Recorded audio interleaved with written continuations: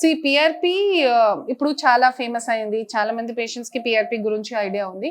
కానీ పిఆర్పి కి సక్సెస్ కి సైన్స్ ఉండాలి. ఇట్స్ సైంటిఫిక్ ప్రొసీజర్ కదా. సో సక్సెస్ కావాలి. ఓకే, ఇది PRP means platelet rich plasma. ప్రతి మనిషికి బ్లడ్ లో గ్రోత్ ఫ్యాక్టర్స్ ఉన్నాయి. సో ఇది కాన్సన్ట్రేటెడ్ గ్రోత్ ఫ్యాక్టర్స్ ఎక్స్ట్రాక్ట్ చేస్తాము. ఏ ప్లేస్ లో డ్యామేజ్ అయినా, ఇది మోకాల్లో గుజ్జు అరిగింది, గుజ్జు రీజనరేషన్ కోసం, తర్వాత మసల్ కి రీజనరేషన్ కోసం, భుజాలులో రొటేటర్ కఫ్ ఇంజరీ రిపేర్ కోసం. సో ఏ ప్లేస్ లో డ్యామేజ్ అయిందా ఈ ప్లేస్ కి రిపేర్ కోసం ఇది పిఆర్పి చేస్తాము. నౌ ఇప్పుడు first thing is preparation of PRP. ప్రతి పేషెంట్ కి డిమాండ్, ప్రతి పేషెంట్ కి రిక్వైర్మెంట్ వేరే ఉంది. ఓకే, నౌ సపోజ్ ఈ పేషెంట్ ఉన్నారు, పేషెంట్ కి ఎంత డ్యామేజ్ అయింది దాని ప్రకారం preparation of PRP is important. Okay, second point, ఈ సర్ కి ఈ పక్క ఈ జాయింట్ లో ఓన్లీ ఈ ప్లేస్ లో నొప్పి ఉంది.